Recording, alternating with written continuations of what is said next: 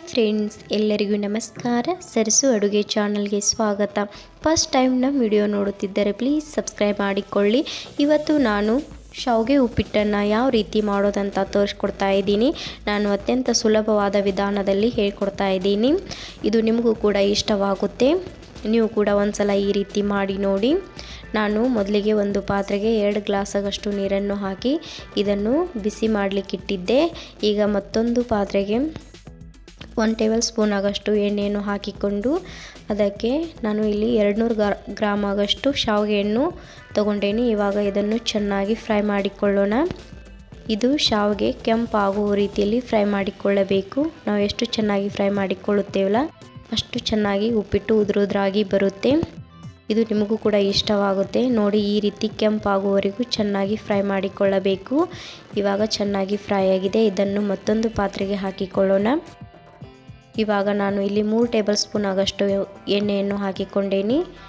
ಅದಕ್ಕೆ ಸ್ವಲ್ಪ ಸಾಸಿವೆ, ಸ್ವಲ್ಪ ಜೀರಿಗೆ, ಕರಿಬೇವು, 1 ಟೇಬಲ್ ಸ್ಪೂನ್ ಆಗಷ್ಟು ಕಡಲೆಬೇಳೆನ ಹಾಕಿಕೊಂಡೇನಿ, 1 ಟೇಬಲ್ ಸ್ಪೂನ್ ಆಗಷ್ಟು ಉದ್ದಿನ ಬೇಳೆ. ಇದನ್ನು ಚೆನ್ನಾಗಿ ಕೆಂಪಾಗುವವರೆಗೂ ಫ್ರೈ ಮಾಡಿಕೊಳ್ಳಿ.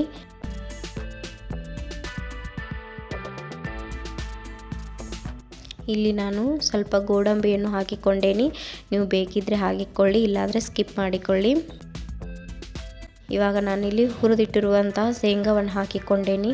ಇದನ್ನು ಚೆನ್ನಾಗಿ ಫ್ರೈ ಮಾಡಿಕೊಳ್ಳೋಣ. ಇವಾಗ ನಾನು ಇಲ್ಲಿ 4 ಹಸಿಮೆಣಸಿನಕಾಯಿಯನ್ನು ಸಣ್ಣದಾಗಿ ಕಟ್ ಮಾಡಿಕೊಂಡು ಹಾಕೊಂಡೇನಿ. 1 ದೊಡ್ಡ ಸೈಜ್ ಈರುಳ್ಳಿಯನ್ನು ಸಣ್ಣದಾಗಿ ಕಟ್ ಮಾಡಿಕೊಂಡು ಹಾಕೊಂಡೇನಿ. ಇವಾಗ ಈರುಳ್ಳಿ ಕಲರ್ ಚೇಂಜ್ ಆಗೋವರೆಗೂ ಚೆನ್ನಾಗಿ ಫ್ರೈ ಮಾಡಿಕೊಳ್ಳಬೇಕು. ಇವಾಗ ಚೆನ್ನಾಗಿ ಫ್ರೈ ಆಗಿದೆ. ಈಗ ನಾನು 1 ಸಣ್ಣ ಸೈಜ್ ಟೊಮ್ಯಾಟೊವನ್ನು ಹಾಕಿಕೊಂಡೇನಿ. ಇವಾಗ ಇದನ್ನು ಚೆನ್ನಾಗಿ ಫ್ರೈ ಮಾಡಿಕೊಳ್ಳಬೇಕು. ರುಚಿಗೆ ತಕ್ಕಷ್ಟು ಉಪ್ಪನ್ನು ಹಾಕಿಕೊಂಡೇನಿ. ಸ್ವಲ್ಪ ಅರಿಶಿನ ಹಾಕಿಕೊಂಡು ಚೆನ್ನಾಗಿ ಮಿಕ್ಸ್ ಮಾಡಿಕೊಳ್ಳಿ. ನಾನಿಲ್ಲಿ ಬಿಸಿ ನೀರನ್ನು ಹಾಕಿಕೊಳ್ತಾ ಇದ್ದೀನಿ.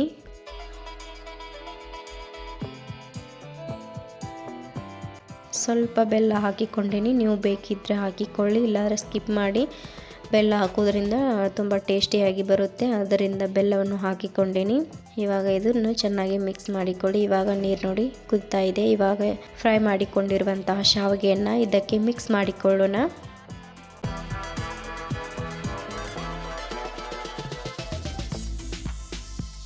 ನೋಡಿ, ಇದನ್ನು ಚೆನ್ನಾಗಿ ಮಿಕ್ಸ್ ಮಾಡಿಕೊಳ್ಳಿ.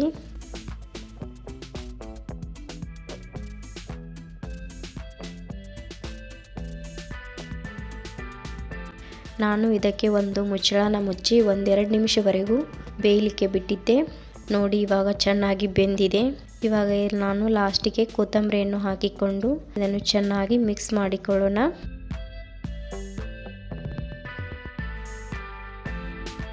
ಈ ರೀತಿ ಮಿಕ್ಸ್ ಮಾಡಿಕೊಂಡು ಮತ್ತೆ ನಾನು ಮುಚ್ಚಳನ ಮುಚ್ಚಿ 1 ನಿಮಿಷವರೆಗೂ ಬಿಡುತ್ತೇನೆ.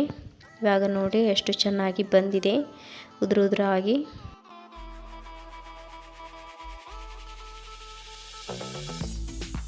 ನೋಡಿ, ಇವಾಗ ಒಂದು ಪ್ಲೇಟಿಗೆ ಹಾಕಿಕೊಂಡು ಸರ್ವ್ ಮಾಡೋಣ.